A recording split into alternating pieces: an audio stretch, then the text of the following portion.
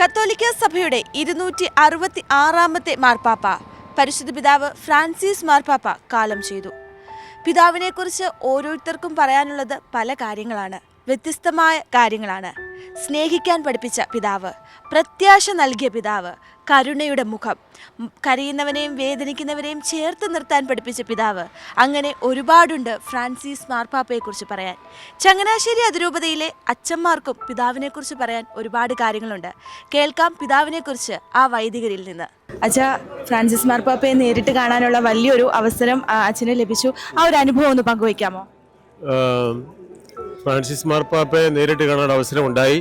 കഴിഞ്ഞ ഡിസംബർ മാസം റോമിൽ പോയപ്പോൾ നമ്മൾ പാപ്പയെ കാണുമ്പോൾ ഒരു വലിയ ദിവ്യത്വം, ഒരു ഗ്രേസാണ് ആ മുഖത്ത് മുഴുവൻ കാണുന്നത്. ഇത്രയും വലിയൊരു മനുഷ്യൻ വളരെ സിമ്പിളായിട്ട് വന്ന് ആളുകളെ കാണുന്നു, ചിരിക്കുന്നു. എത്രയോ പേരെയാണ് കാണുന്നത്?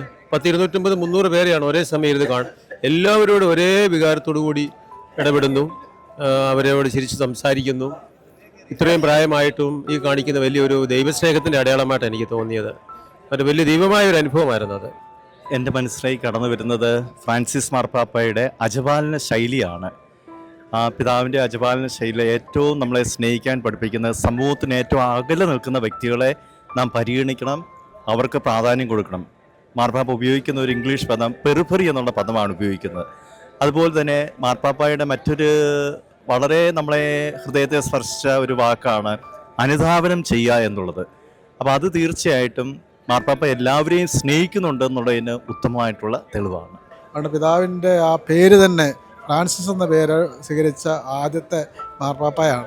അപ്പോൾ ഫ്രാൻസിസ് പുണ്യവാൻ്റെ പ്രത്യേകത ഈ കുരിശുയുദ്ധ കാലങ്ങളിൽ പോലും എല്ലാവരുമായും ചർച്ച ചെയ്ത ഒരു പിതാവാണ്.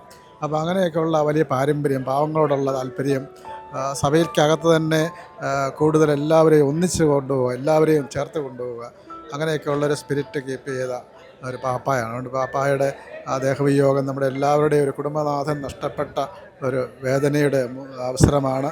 മാനവകുലത്തിന് മുഴുവൻ വലിയ ഒരു കാരുണ്യത്തിൻ്റെ മുഖം നന്നായി പതിപ്പിച്ച കടന്നുപോയ ഒരു വലിയ ഇടയനാണ് മാർപ്പാപ്പ. ഫ്രാൻസിസ് മാർപ്പാപ്പ ജനങ്ങളുടെ ഹൃദയത്തിലെ ഇടം പിടിച്ച വ്യക്തിയാണ്. പ്രത്യേകിച്ചും ഒരു കമ്മ്യൂണിറ്റിയെ ആയിരിക്കുമ്പോൾ പിതാവ് എപ്പോഴും നോക്കുന്നത് അവിടെ ഏറ്റവും ദുർബലരായവരെയും പാവപ്പെട്ടവരെയും അതുപോലെ കുഞ്ഞുങ്ങളെയും ഏറ്റവും ആലംബഹീനരായവരെയും ഒക്കെ അദ്ദേഹത്തെ കണ്ണിപ്പെട്ടാൽ അദ്ദേഹത്തിൻ്റെ ശ്രദ്ധ അദ്ദേഹം അത് സ്വീകരിച്ചിരിക്കും, അവരെ ഓർത്തിരിക്കും. അങ്ങനെ ഒരു നല്ലൊരു മുഖം മാനവരാശിക്ക്, മാനവവംശത്തെ മുഴുവൻ ഒരു കുടുംബമായിട്ട് കാണണമെന്നുള്ള ഫ്രത്തേലി തൂത്തി എന്നുള്ള ചാക്രിക ലേഖനം, മാനവകുലം ഒരു കുടുംബമാണ്, നമ്മളെല്ലാം സഹോദരങ്ങളാണ്. ആ ഒരു മനസ്സുമൊക്കെ വിവിധ മതങ്ങളിലേക്കും ചൈതന്യം പകർന്നു കൊടുക്കാൻ പിതാവിന് സാധിച്ചു എന്നുള്ളത് വലിയൊരു കാര്യമാണ്.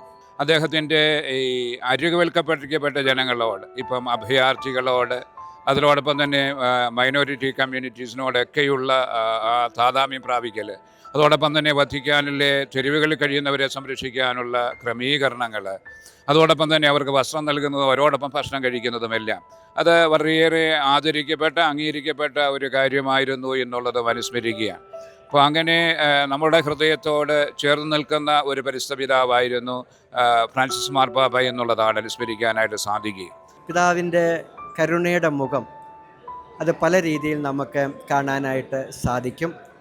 ജയിലിൽ ബുദ്ധിമുട്ടി മാനസികമായി വിഷമിച്ച് കഴിയുന്ന, ജയിലിൽ തടവിലാക്കപ്പെട്ടവരോട് കരുണ കാണിക്കുന്ന ഫ്രാൻസിസ് മാർപ്പാപ്പ പ്രത്യേകിച്ച് പെസഹയുടെ ദിവസം മറക്കാതെ ജയിൽ സന്ദർശിക്കുകയും അവരുടെ പാദങ്ങൾ കഴുകി അവരെ ചേർക്കാനായിട്ട് ശ്രമിക്കുകയും ചെയ്തു. വികലാംഗര്, അഗതികൾ, അവരെ ചേർത്ത് പിടിച്ച് അവർക്ക് വേണ്ടുന്ന സ്നേഹവും പരിപാലനയും പിതാവ് നൽകി. പിതാവായ ദൈവത്തിൻ്റെ പുത്രനായ ഈശോ കരുണയുള്ളവനാണ് എന്ന് നമ്മളെ പഠിപ്പിച്ചുകൊണ്ട് കരുണയുടെ ഒരു വർഷം നമുക്കായിട്ട് തുറന്നിട്ട് തന്നു.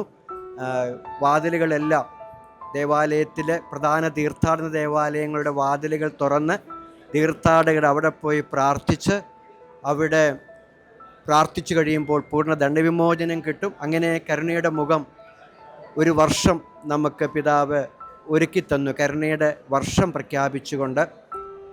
അതുപോലെ തന്നെ യുദ്ധങ്ങൾ നടക്കുന്നിടത്ത് ബുദ്ധിമുട്ടനുഭവിക്കുന്ന യുദ്ധമുഖത്ത് മുറിവേറ്റവരെയും വിഷമിക്കുന്നവരെയും കുഞ്ഞുങ്ങളെയെല്ലാം ചേർത്ത് പിടിച്ചുകൊണ്ട് കരുണയുടെ സാന്നിധ്യം കൊടുക്കുന്ന മാർപ്പാപ്പായെ നമുക്ക് കാണാനായിട്ട് കഴിയും. അദ്ദേഹം അർജൻറ്റീനയിലേക്ക് കുടിയേറിയ ഒരു കുടുംബത്തിൽപ്പെട്ടയാളാണ്. ഇറ്റലിയിൽ നിന്ന് അർജൻറ്റീനയിലേക്ക് കുടിയേറി ഇപ്പോൾ കുടിയേറ്റക്കാരുടെ മുഴുവൻ വിഷമങ്ങൾ അനുഭവിച്ചറിഞ്ഞ ഒരാളായതുകൊണ്ടാണ് ഈ കാലഘട്ടത്തിലും കുടിയേറ്റക്കാരോട് അദ്ദേഹത്തിന് അതിഭയങ്കരമായ വലിയ അനുകമ്പയുണ്ടായത്, വലിയ അനുകമ്പ. അത് പലപ്പോഴും അദ്ദേഹത്തെ വിമർശിക്കാനിടയായിട്ടുണ്ട്. ചില ആളുകൾ പറഞ്ഞു, ചില വിഭാഗം ടെററിസ്റ്റാണ്, പാപ്പ ഇങ്ങനെ പറഞ്ഞാൽ എങ്ങനെയാണ് ഒക്കുന്നത്, അവരെല്ലാം കയറ്റിക്കൊള്ളാൻ പറഞ്ഞാൽ. അപ്പം അമ്മ പറഞ്ഞു, may be true, but now they have nobody. ഇപ്പോൾ അവർക്ക് ആരുമില്ല. They have no land, they have no home, they must to keep them. അതൊരു കരുണയുടെ നിലപാടായിരുന്നല്ലോ. അതുതന്നെയാണ് മരിക്കാൻ നേരത്ത്, മരിക്കുന്നതിന് മുമ്പ് അവസാന സന്ദേശം തന്നെയാണ് നമുക്കറിയാം. അവസാന സന്ദേശം എന്താണ്? അവിടെയുള്ള ഗാസയിലെ യുദ്ധം നിർത്തണം, ബന്ദികളെ വിട്ടയക്കണം, യമനിലും അതുപോലെ യുക്രൈനിലുള്ള യുദ്ധത്തിൽ വേദന അനുഭവിക്കുന്നവരെ ആശ്വസിപ്പിക്കണം. ഇത് പറഞ്ഞാണല്ലോ മരിക്കുന്നത്. അതുകൊണ്ട് ജീവിതകാലം മുഴുവൻ ഈ അഭയാർത്ഥികളോടുള്ള വലിയ കരുണ അദ്ദേഹത്തിനുണ്ടായിരുന്നു. വ്യക്തിപരമായി ഒരുപാട് പ്രിയപ്പെട്ട പാപ്പയാണ്. പ്രത്യേകിച്ച് വളരെ ലളിതമായ ഭാഷയിൽ സഭയുടെ പ്രബോധനങ്ങളും നിലപാടുകളും എഴുതുകയും പറയുകയും ചെയ്യുന്ന ഒരു പാപ്പയെ ആ രീതിയിൽ ഒരുപാട് ഇഷ്ടപ്പെട്ടിട്ടുണ്ട്, സ്നേഹിച്ചിട്ടുണ്ട്, പ്രാർത്ഥിച്ചിട്ടുമുണ്ട്. പാപ്പയുടെ ഈ ഒരു നിത്യസമ്മാനത്തിന് വിളിക്കപ്പെട്ട ഈ അവസരത്തിൽ പാപ്പയെ പ്രാർത്ഥനാപൂർവ്വം ഓർക്കുന്നു. നമുക്കെല്ലാവർക്കും പ്രാർത്ഥനയിൽ പാപ്പയ്ക്ക് വേണ്ടി പാപ്പയെ ഓർക്കാം.